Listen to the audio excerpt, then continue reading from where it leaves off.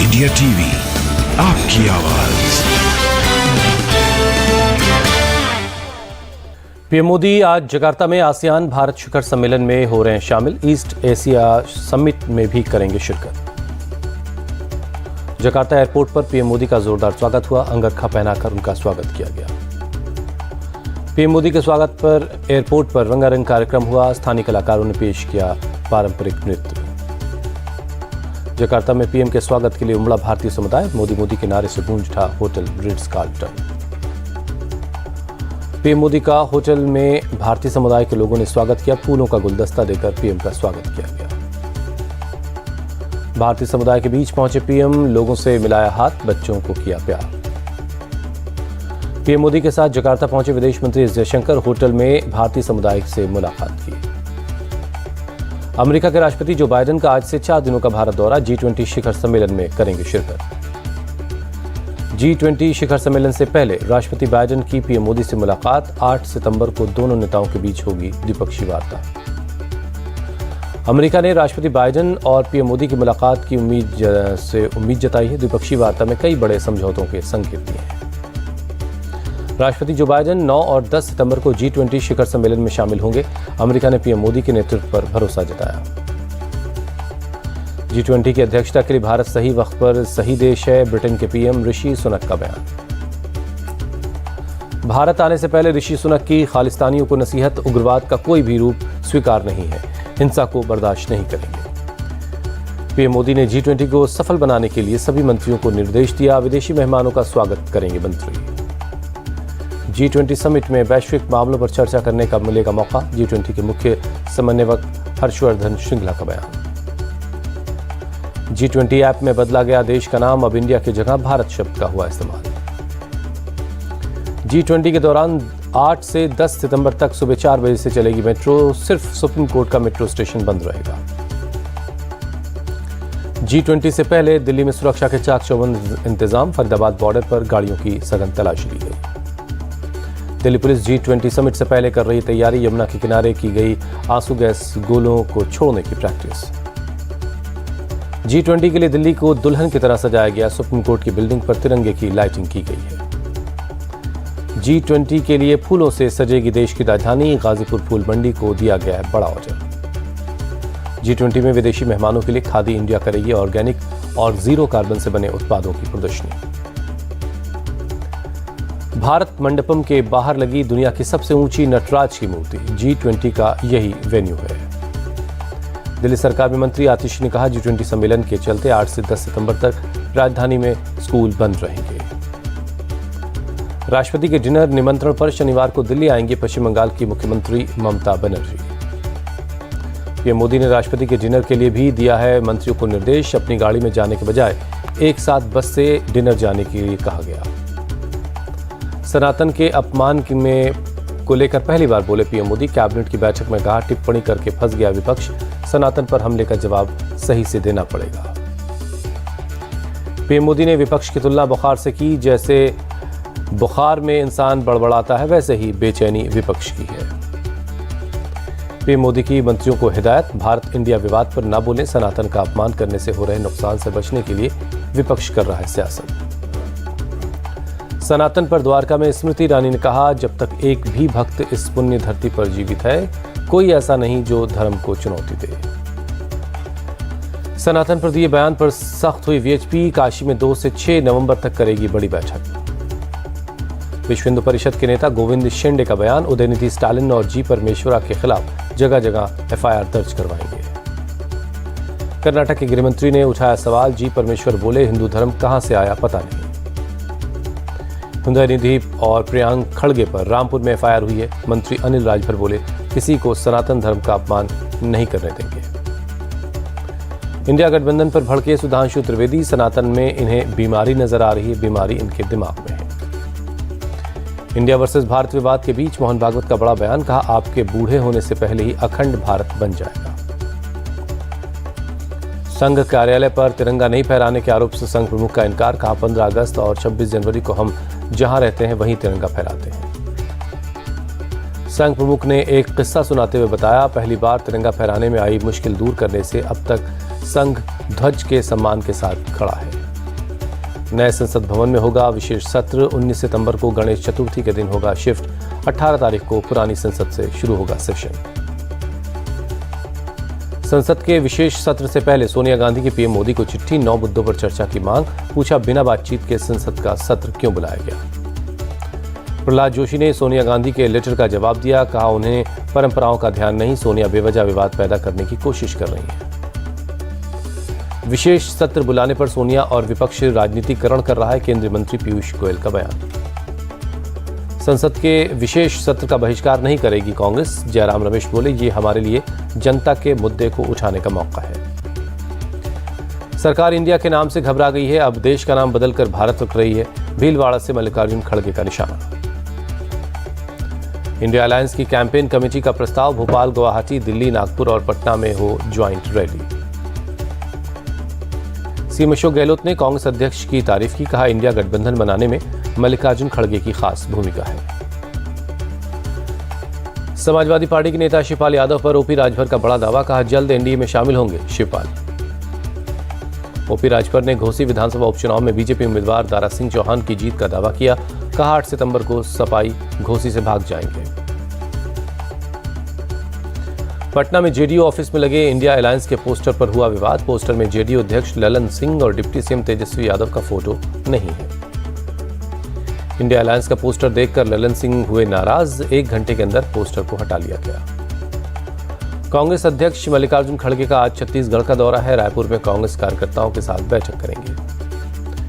MP के भोपाल में कांग्रेस नेता कमलनाथ के घर देर रात हुई meeting. Congress election campaign committee की बैठक हुई। चुनावी रणनीति पर चर्चा हुई। मध्य प्रदेश के मंदसौर में बीजेपी की जन आशीर्वाद यात्रा पहुंची। बीजेपी के नेता कैलाश विजयवर्गीय ने रैली को संबोधित किया। राहुल गांधी का 6 दिनों का यूरोप दौरा शुरू हो चुका है। आज ब्रसेल्स में यूरोपीय यूनियन के मेंबर्स से मुलाकात करेंगे। राहुल गांधी 8 सितंबर को करेंगे भारतीय उद्योगपतियों से मुलाकात। प्रेस कॉन्फ्रेंस को भी संबोधित करेंगे। कांग्रेस की भारत जोड़ो यात्रा के आज 1 साल पूरे हुए। देश के हर जिले में कांग्रेस आज पद यात्रा निकालेगी। देश भर में आज मनाया जा रहा है कृष्ण जन्माष्टमी का त्योहार। मंदिरों में कान्हा की हो रही पूजा। मथुरा में कृष्ण जन्माष्टमी पर सजाया गया जन्मभूमि मंदिर रोशनी से जगमगाया। जन्माष्टमी पर देश भर से मथुरा पहुंचे भगवान कृष्ण के भक्त। श्रद्धालुओं की भारी भीड़ को देखते हुए सुरक्षा के कड़े इंतजाम है। यूपी के मुरादाबाद में मनाया गया कृष्ण जन्माष्टमी। लोगों ने भगवान कृष्ण को झूला झुलाया। मुरादाबाद में जन्माष्टमी पर चंद्रयान की झांकी पेश की गई। बद्रीनाथ, केदारनाथ और अमरनाथ की पवित्र शिवलिंग की झांकी भी दिखाई गई। बद्रीनाथ मंदिर में धूमधाम से मनाया गया जन्माष्टमी का त्योहार। बड़ी संख्या में मंदिर में दर्शन करने पहुंचे लोग। उज्जैन के संदीपनी आश्रम में धूमधाम से मनाया गया जन्माष्टमी। मंदिर में बड़ी संख्या में लोग पहुंच रहे हैं।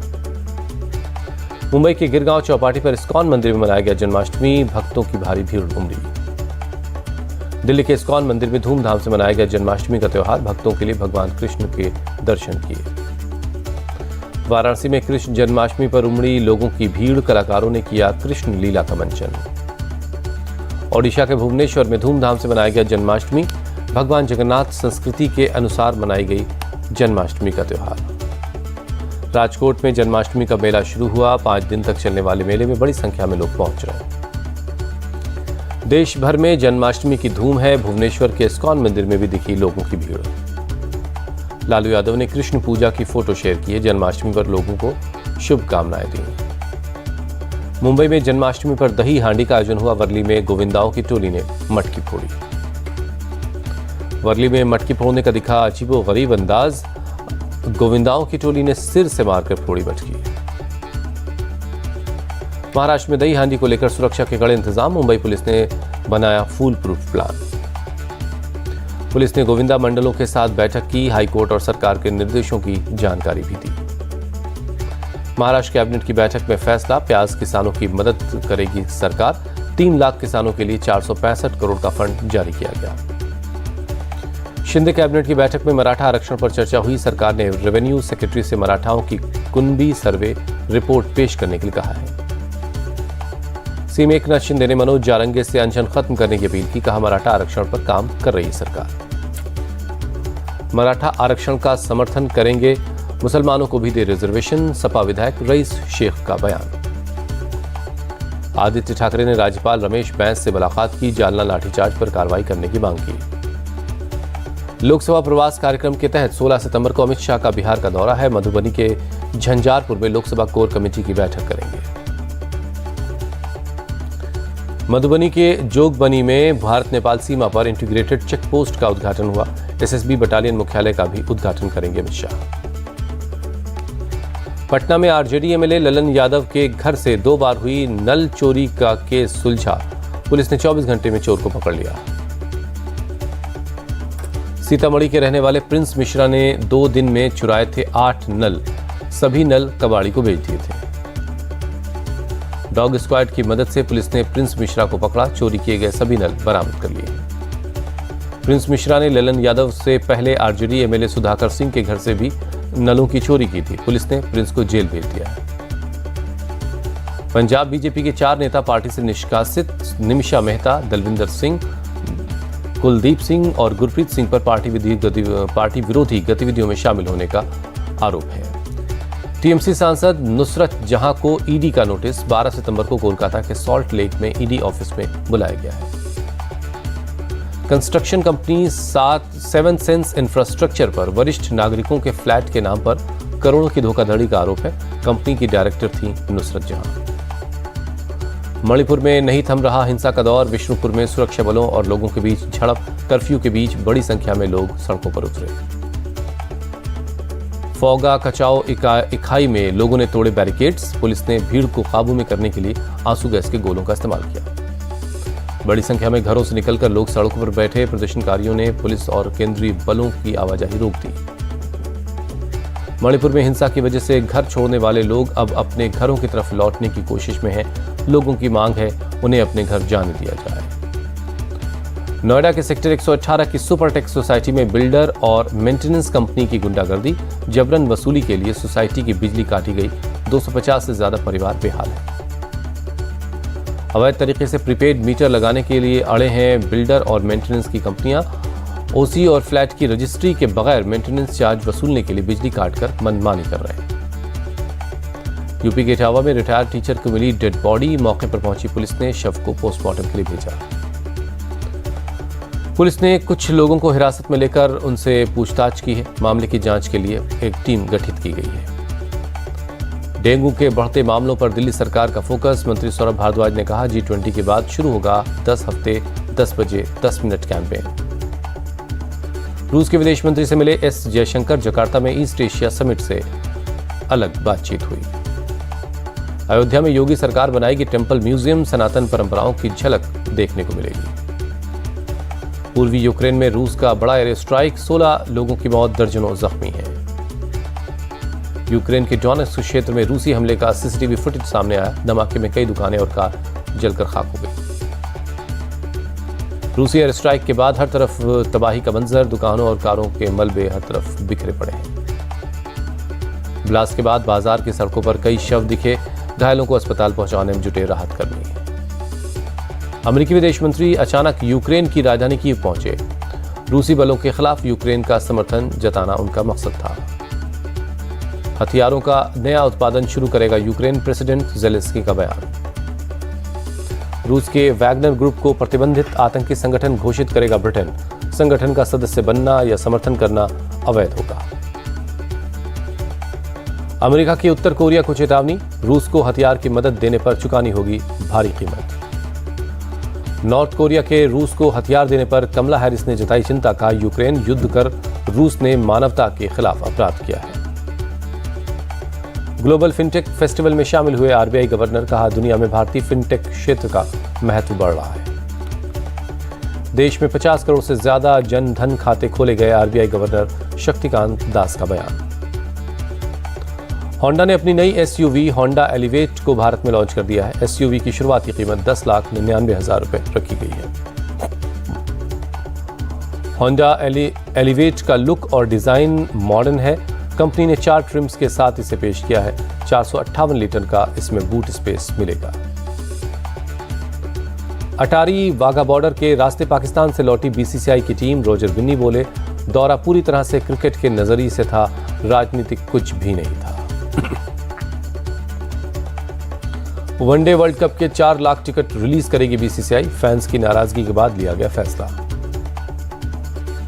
एशिया कप के पहले सुपर 4 में पाकिस्तान ने बांग्लादेश को हराया, 7 विकेट से जीत हासिल की। बांग्लादेश ने 194 रनों का लक्ष्य दिया था, पाकिस्तान की टीम 40वें ओवर में जीत हासिल कर ली। पाकिस्तान और बांग्लादेश के बीच सुपर 4 के मैच के दौरान बत्ती गुल हो गई, 20 मिनट तक फ्लड लाइट बंद रहने से पीसीबी की हुई किरकिरी।